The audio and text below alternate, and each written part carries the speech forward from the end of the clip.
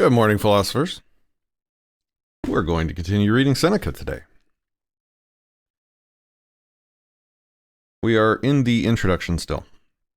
For the last 3 years of his life, Seneca devoted himself to philosophy and writing, including the Epistulae Moralis, to Lucilius Jr., a native of Pompeii, a hard-working higher civil servant, procurator in Sicily at the time, who appears to have dabbled in literature and philosophy. Spending his time moving around southern Italy with Paulina, his second wife, Seneca now rarely visited Rome, even to disarm suspicion or for greater safety, gave his entire fortune to the emperor. Tacitus mentions a story of an attempt on his life by poisoning, averted either because a slave gave the plot away or because the philosopher was, in fear of just such an attack, living on an extremely simple diet of fruits, growing wild and running water.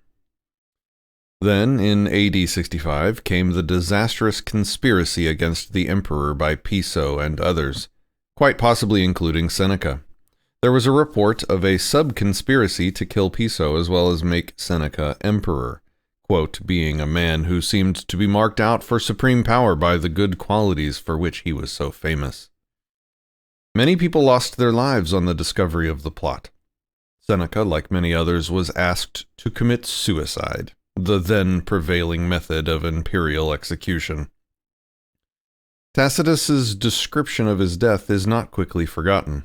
His brothers and Lucan followed him, all by their own hands, in the course of Nero's frenzied purge of enemies real and imagined. Jeez. According to some, a true Stoic like Cato under the Republic would have stayed on in political life to the bitter end, but after the loss of all his influence over Nero, the Spaniard could hardly have hoped to be of useful service any longer to the Roman world, and, in an age in which many lived in recurrent dread of a capricious emperor's message demanding, obliquely or otherwise, the recipient's suicide, the alternative to his retirement was undoubtedly death. Certain other Stoics indeed stood up to emperors and were rewarded for their opposition to misrule with martyrdom.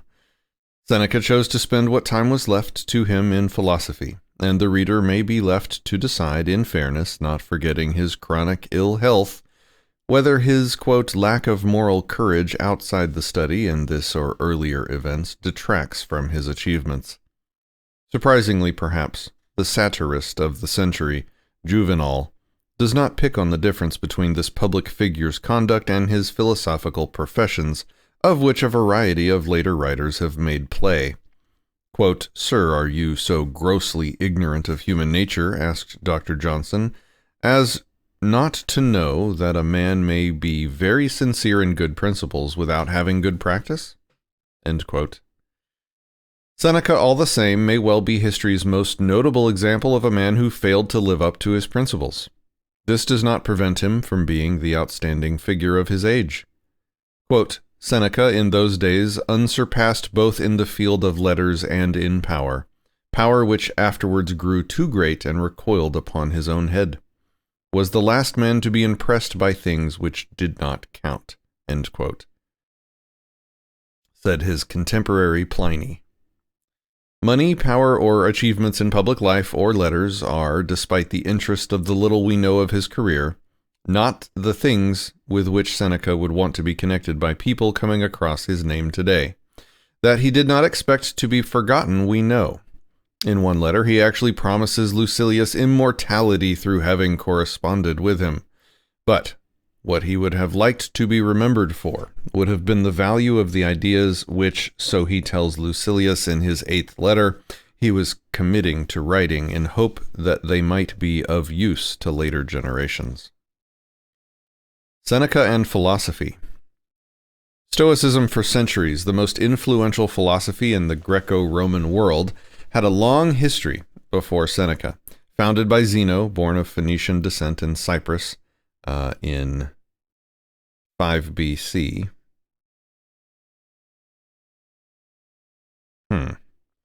Who had taught or lectured well-known stoa, a colonnade or porch, hence the name, in Athens, it had been developed and modified by a succession of thinkers whose opinions on various logical, ethical, or cosmological questions showed some fair divergencies. As a moral creed, however, it was based throughout on the following framework of belief. The Stoics saw the world as a single great community in which all men are brothers, ruled by a supreme providence, which could be spoken of almost according to choice or context under a variety of names or descriptions, including the divine reason, creative reason, nature, the spirit or purpose of the universe, destiny, a personal God, even, by way of concession to traditional religion, the gods. It is man's duty to live in conformity with the divine will, and this means, firstly, bringing his life into line with, quote, nature's laws, and secondly, resigning himself completely and uncomplainingly to whatever fate may send him. Only by living thus and not setting too high a value on things which can, at any moment, be taken away from him, can he discover that true, unshakable peace and contentment to which ambition, luxury, and above all, avarice are among the greatest obstacles. Living, quote, in accordance with nature means not only questioning convention and training ourselves to do without all except the necessities, plain food, water, basic clothing, and shelter, but developing the inborn gift of reason which marks us off as different from the animal world. We are meant to set free or perfect this rational element, this particle of the universal reason, the divine spark in our human makeup, so that it may campaign against and conquer pain, grief, superstition, and the fear of death. It will show us that, quote, there's nothing either good or bad, but thinking makes it so. Discipline the pleasures and the passions, and generally subordinate the body and emotions to the mind and soul. In this way we shall arrive at the true end of man, happiness, through having attained the one and only good thing in life, the ideal or goal called arete. Arete? Oh man, I should really know how to pronounce that. I've only ever read it. Hold on. I'm looking it up right now. This one's important.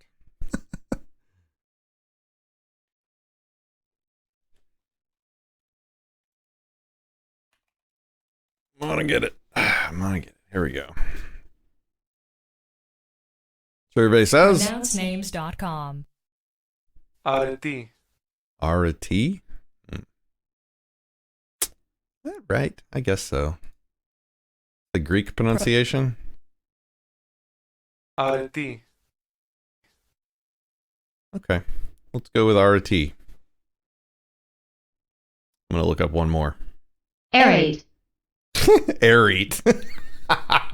That's how a Texan might say it, at least. Aerate. We're going to go with Arete, I think. Let's look up one more. Arete. Arete. Yeah, I think that's the one. Arete. Arete. Arete. All right. It kind of sounds like all right. All right. Arete. Oh man. The ideal or goal, called arete in Greek and in Latin, virtus, for which the English word virtue is so unsatisfactory a translation. This, the summum bonum, or bonum, of supreme ideal, is usually summarized in ancient philosophy as a combination of four qualities: wisdom, or moral insight, courage, self-control, and justice, or upright dealing. It enables a man to be self-sufficient, immune to suffering, superior to the wounds and upsets of life, often personalized as Fortuna, the goddess of fortune. Even a slave thus armed can be called free, or indeed titled a king, since even a king cannot touch him. Another example of these paradoxes, for which the Stoics were celebrated, is one directed at the vanity of worldly possessions. The shortest route to wealth is the contempt of wealth. Contempt of wealth.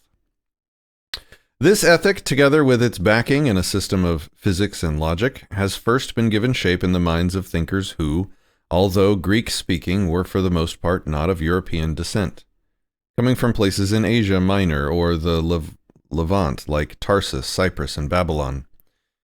This does not seem to have reduced the appeal it made to educated Romans when, around the middle of the 2nd century BC, it first came to their notice.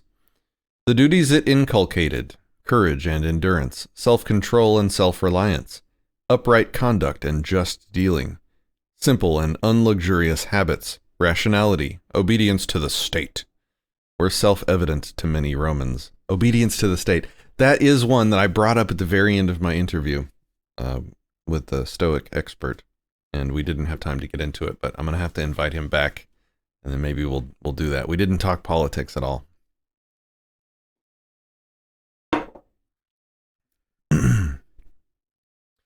Were self-evident to many Romans, corresponding quite closely to the traditional idea of virtus. The development of jus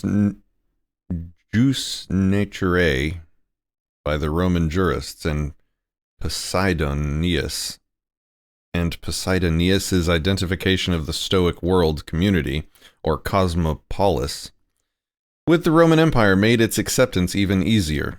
At a later date, the Stoic view of the ruler, this term including governors, magistrates, and administrative officials, as a man whose actions could be criticized and even as a minister or servant, was to be disliked by emperors, some of whom replied by expelling, quote, the philosophers. But Stoics were usually far from hostile to monarchy as such. However openly they declared that rank counted for nothing against the duty of all men, whatever their station, to play their part in life well. Despite its wide acceptance in educated circles, early Stoicism had a forbidding aspect which went far to explain its failure to influence the masses. There was something unreal or fictional about the sapiens, the wise man or philosopher. This ideal figure seemed, from the way the Stoic lecturers talked, to have somehow become perfect in some sudden transformation long ago. Gradual self-improvement was hardly discussed.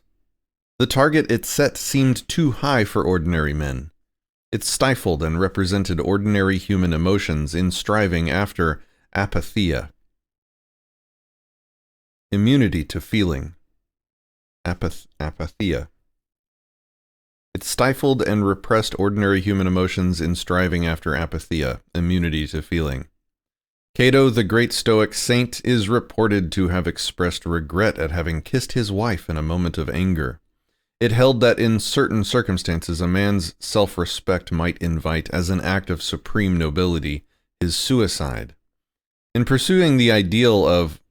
I forgot how we said we were going to pronounce this stuff, so... forgive me. Autarkia.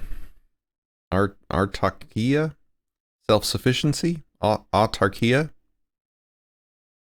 Autarkia. Sounds very, very close to autarky, which is something that came up in the Anarchast interview 2 days ago as a better term for what most anarchists call themselves today. They should be calling themselves autarkists, self-rulers. Interesting. In pursuing the ideal of autarkia, self-sufficiency, it seemed to make the perfect man a person detached and aloof from his fellows, superior to the world he lived in. Altogether, the impression it conveyed, for all its idealism and sincerity, could be cold, dogmatic, and unrealistic.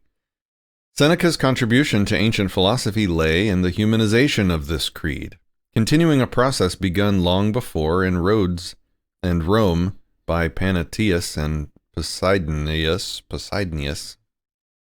Imagine naming your child Posidonius. Although Seneca wrote for a relatively narrow circle of educated persons, usually addressing his compositions to a particular friend or relative as if he were that person's special spiritual advisor, his letters and essays show a Stoicism more closely reconciled with the facts and frailty of human nature. The ideal of apatheia is much modified. Self-sufficient though he is, the sapiens can now have friends and can grieve, within limits, at the loss of one. It has become his duty to be kind and forgiving towards others, indeed to, quote, live for the other person. In his way of living, he should avoid being ostentatiously different from those he tries to win from moral ignorance. He has to battle, like the rest, against his failings, in a long and painful progression towards perfection, in which all can do with help from above or the inspiration of others' example. Seneca himself, we observe, occasionally makes immodest statements concerning his own progress, but is capable of humility, as in one description of himself as, quote, a long way from being a tolerable, let alone perfect human being. Right. We will continue that tomorrow, maybe. Yes. Yeah, we'll do tomorrow. And then I'm leaving for a backpacking trip, so it'll be a couple days before you see the videos. I don't think I'm going to carry my books with me on the backpacking trip because they're heavy. I don't know. I might bring one, and if I do, I'll try and record it. We'll see how it goes. Yeah. Today I'm challenged by a predilection that you may experience as well. There's like 100 tiny things to do, and all 100 of these tiny things to do are more fun than the one thing, the bigger thing that needs to be done. And so the temptation is to just busy myself all day long doing 100 little things that it'll feel very productive because I'm checking a lot of things off the list in terms of the number of things, right? But it's all sort of giving me a perfect excuse to avoid doing the one difficult or uncomfortable thing, the bigger thing that needs to be worked on today. So I'm going to control myself. I'm going to own myself today, and I'm going to rationally decide to work on the hard thing and ignore the 100 little things. That is my challenge for myself today. All right, guys. Have a fantastic day.